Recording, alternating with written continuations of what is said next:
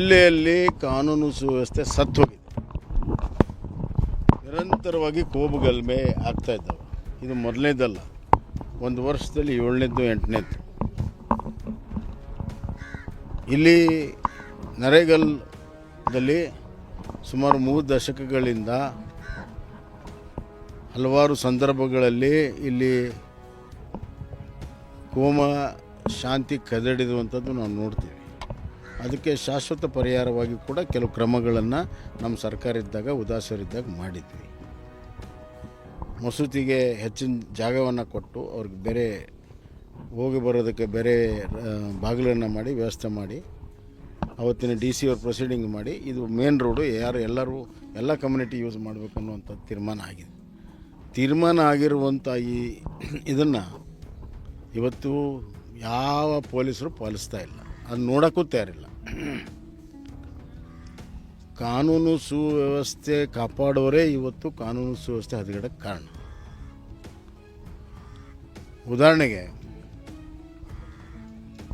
ಈ ಘಟನೆಯ ಪೂರ್ವಭಾವಿಯಾಗಿ ಏನು ಕ್ರಮ ತೆಗೆದುಕೊಂಡಿಲ್ಲ. ಸೆನ್ಸಿಟಿವ್ ಪ್ಲೇಸ್ ನರೇಗಲ್ಲು, ಬೊಮ್ಮನಹಳ್ಳಿ, ಬಂಕಾಪುರ ಇವೆಲ್ಲವೂ ಕೂಡ ಸೆನ್ಸಿಟಿವ್ ಪ್ಲೇಸ್ ಇದ್ದಾವೆ. ಎಲ್ಲೂ ಕ್ರಮ ತೆಗೆದುಕೊಂಡಿಲ್ಲ. ಜಿಲ್ಲೆಯಲ್ಲಿ 112 ಕಳಿಸಿದಾರಂತೆ. 112ದಲ್ಲಿ ಇಬ್ಬರು ಇರ್ತಾರೆ. ಇಂಥ ಸೆನ್ಸಿಟಿವ್ ಪ್ಲೇಸಲ್ಲಿ ನಿಯಂತ್ರಣ ಮಾಡೋಕ್ಕೆ ಸಾಧ್ಯನಾ? ಇದು ಟೋಟಲ್ ನಿರ್ಲಕ್ಷ್ಯ ಪೊಲೀಸರದು, ಇಲ್ಲಿಯ CPI, ಇಲ್ಲಿಯ SI. ಆಮೇಲೆ ವರಿಷ್ಠ ಅಧಿಕಾರಿ SP. ಇದು ವೈಯಕ್ತಿಕ ಅಂದರು. ನಾನು ಇವತ್ತು SP ಅವ್ರು ಕೇಳೋಕ್ಕೆ ಇಚ್ಛಪಡ್ತೀನಿ, ಅದು ಹೆಂಗೆ ವೈಯಕ್ತಿಕ ಹೇಳ್ರಿ. ಹೆಂಗೆ ವೈಯಕ್ತಿಕ? ಯಾವುದಾದ್ರೂ ಅವ್ರ ನಡುವೆ ವ್ಯಾಜ್ಯ ಇದೆಯಾ? ಯಾವುದಾದ್ರೂ ಹೊಲದ ವ್ಯಾಜ್ಯ ಇದೆ, ಇನ್ನೊಂದು ವ್ಯಾಜ್ಯ ಇದೆಯಾ? ಹೆಂಗೆ ನೀವು ವೈಯಕ್ತಿಕ ಅಂದ್ರಿ? ಅಂದರೆ ಇದನ್ನು ಭಾಳ ಹಗುರವಾಗಿ ತೊಗೊಂಡ್ರಿ. 1ನೇದ್ದು 2ನೇದು ದಾರಿ ತಪ್ಪಿಸೋ ಪ್ರಯತ್ನ ಮಾಡ್ತೀರಿ, 3ನೇದು ಮುಚ್ಚಿ ಹಾಕೋ ಪ್ರಯತ್ನ ಮಾಡ್ತಾಯಿದ್ರಿ. ಅದಕ್ಕೆ I demand the action on SP number 1 and I demand suspension of CPI and SI of Hangal. ಅವರಿಬ್ಬರದು ಸಸ್ಪೆನ್ಷನ್ ಆಗಬೇಕು. ಮತ್ತು ಒಂದು SIT ಮಾಡಿ ಇದ್ರ ಇಂಕ್ವೈರಿ ಆಗಬೇಕು. ಜಿಲ್ಲಾ ಪೊಲೀಸರಿಂದ ನ್ಯಾಯ ಸಿಗೋದಿಲ್ಲ. ಇವ್ರೇನು ಮಾಡ್ತಾರೆ, ಏನಾರು ಗಲಾಟೆ ಆದರೆ ಆ ಕಡೆ ಒಂದು 20 ಜನ, ಈ ಕಡೆ ಒಂದು 20 ಜನ ಕೇಸ್ ಹಾಕಿ ಮುಗಿಸ್ಬಿಡ್ತಾರೆ. ಇದೇ ಹಾನಗಲಲ್ಲಿ ಈ ಟೆರರಿಸ್ಟ್ ಜೊತೆಗೆ ಸೇರಿರುವಂಥವ್ರನ್ನೆಲ್ಲ ಕೇಸ್ ಬುಕ್ ಮಾಡಿ ಅವ್ರನ್ನ ಬೇಲ್ ಮೇಲೆ ರಿಲೀಸ್ ಆದಾಗ ಓಪನ್ ಆಗಿ ಮೆರವಣಿಗೆ ಮಾಡಿದ್ರಿ. ಅವರು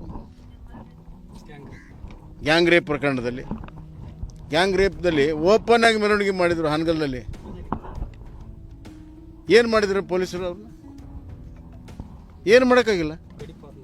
ಅಲ್ಲ, ಎಲ್ಲಿ ಮತ್ತೆ ಬರ್ತಾರಲ್ಲ, ಅಲ್ಲ ಅದನ್ನ ಮಾಡೋಕ್ಕೆ ಹಾಕ್ಬಿಟ್ರು. ಪೊಲೀಸರ ಪ್ರೊಟೆಕ್ಷನ್ನಲ್ಲಿ ಓಪನ್ ಮೆರವಣಿಗೆ ಮಾಡಿದರು. ಏನೋ ಒಂದು ದೊಡ್ಡ ವಿದ್ಯಾ ಗೆದ್ದು ಬಂದವ್ರಂಗೆ ಗ್ಯಾಂಗ್ ರೇಪ್ ಮಾಡಿದವರು. ಮತ್ತು ನಿರಂತರವಾಗಿ ಸಣ್ಣ ಪುಟ್ಟ ಕೆಲಸ ಆಗ್ತವೆ. ಇದಕ್ಕೆ ಕುಮ್ಮಕ್ಕಿದೆ.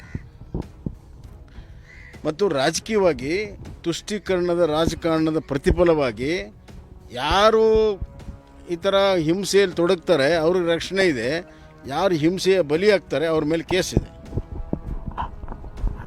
ಆದ್ದರಿಂದ ಇದು ನಡೆಯೋದಿಲ್ಲ. ಇನ್ನು ಮುಂದೆ ಜನ ತಾಳ್ಮೆ ಪರೀಕ್ಷೆ ಮಾಡಬಾರ್ದು.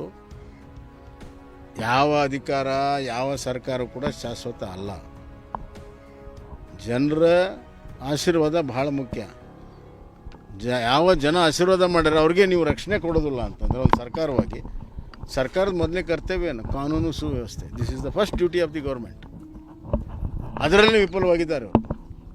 ಅದಕ್ಕೆ ಈ ಬಗ್ಗೆ ನಾನು ಮುಖ್ಯಮಂತ್ರಿ ಗಮನಕ್ಕೂ ತರ್ತೀನಿ, ಮತ್ತು ಗೃಹ ಸಚಿವರ ಗಮನಕ್ಕೂ ತರ್ತೀನಿ, ಮತ್ತು DG ಅವ್ರಿಗೂ ಕೂಡ ತರ್ತೀನಿ. ಈಗಾಗಲೇ SP ಅವ್ರಿಗೆ ಮಾತಾಡಿದ್ದೀನಿ. ಮೇಲಧಿಕಾರಿಗಳಿಗೆ ಮಾತಾಡಿ ಒಂದು SIT ರಚನೆ ಆಗಬೇಕು. ಇಲ್ಲಿ ಸ್ಥಳೀಯ 2 ಆಫೀಸರ್ ಸಸ್ಪೆಂಡ್ ಆಗಬೇಕು. ಅಂದಾಗ ಮಾತ್ರ ನ್ಯಾಯ ಸಿಗುತ್ತೆ.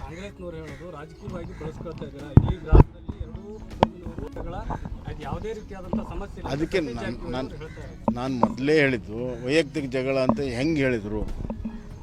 ಅವ್ರು ತೋರಿಸ್ಕೊಡ್ಲಲ್ಲ ವೈಯಕ್ತಿಕ ಏನಾದರೂ ಇದ್ದರೆ ಹಿನ್ನೆಲೆ ಇದ್ದರೆ ಹೇಳಿ, ಬರೀ ಹಂಗೆ ಸ್ಟೇಟ್ಮೆಂಟ್ ಕೊಟ್ಬಿಟ್ರೆ ಆಧಾರರಹಿತವಾಗಿ ನೀವು ಸ್ಟೇಟ್ಮೆಂಟ್ ಕೊಟ್ಟರೆ ನಿಮ್ಮ ತಪ್ಪನ್ನು, ನಿಮ್ಮ ಲೋಪವನ್ನು ಮುಚ್ಚಾಕೊಳ್ಳೋ ಸಲುವಾಗಿ, ನಿಮ್ಮ ರಾಜಕೀಯ ಬೆಳೆಯನ್ನು ಬಯಸ್ಕೊಳ್ಳೋ ಸಲುವಾಗಿ, ತುಷ್ಟೀಕರಣದ ರಾಜಕಾರಣವನ್ನು ಸಮರ್ಥಗೊಳ್ಳೋ ಸಲುವಾಗಿ ಈ ಥರ ಮಾತುಗಳು ಬರ್ತವೆ.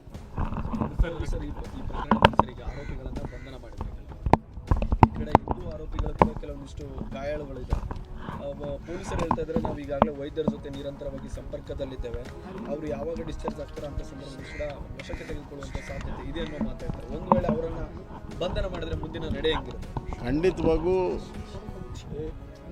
ಅದೇ ಹೇಳಿದ್ನಲ್ಲ, ಯಾರು ಹೊಡೆತ ತಿಂದಾರ ಅವ್ರನ್ನ ಆರೋಪಿ ಮಾಡಿದ್ದಾರೆ. ಇವರು ಯಾರು ಹೊಡೆತ ತಿಂದಾರ ಆರೋಪಿಯನ್ನು ಮಾಡಿದ್ದಾರೆ. ಮತ್ತು ಯಾರು ಘಟನಾ ಸ್ಥಳದಲ್ಲಿಲ್ಲ ಅವ್ರನ್ನ ಆರೋಪಿ ಮಾಡಿದ್ದಾರೆ. ಪೊಲೀಸರೇ ಇದಕ್ಕೆ ಕಾರಣ ಎಲ್ಲ. ಅವ್ರನ್ನೇನು ಅರೆಸ್ಟ್ ಮಾಡ್ಬೇಕಂತ ಓಡಾಡ್ತಾ ಇದ್ದಾರೆ. ಯಾಕೆ ಮಾಡಿದ್ದಾರೆ? ಆರೋಪಿ ಯಾರು ಮಾಡಿದವರು? ಪೊಲೀಸರು ಯಾಕೆ ಮಾಡಿದ್ದಾರೆ? ಎರಡೂ ಕಡೆ ಮಾಡಿಬಿಟ್ರೆ ಮುಗಿದು ಹೋಯ್ತು.